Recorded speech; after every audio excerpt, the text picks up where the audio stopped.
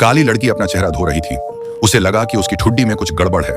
जब वह आईना के पास आया तो उसने देखा कि उसका मुंह मुर्गे जैसा था। वह डर कर चिल्लाई और खड़ी हो गई। फिर उसके पैर भी बदल गए। ज्याओमी ने शोर सुना और जांच करने के लिए दौड़ा।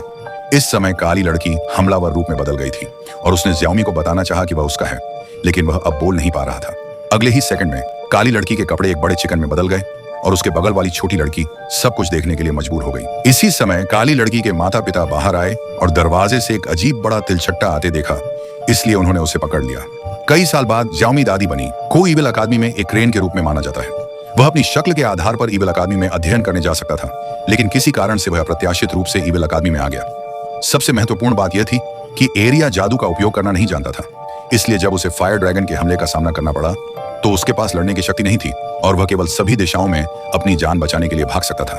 हालांकि सबसे महत्वपूर्ण क्षण में एरिया ने जंगल में अपने दोस्तों से मदद मांगी। परिणाम स्वरूप महत्वपूर्ण क्षण में जब फायर ड्रैगन तेजी से आगे बढ़ने वाला था, अनगिनत मधुमक्खियां खिड़की के माध्यम से टूट गईं और फायर ड्रैगन आदमी इस जादुई दृश्य से शब्दों से परे। आगे देखने के लिए सब्सक्राइब नाउ।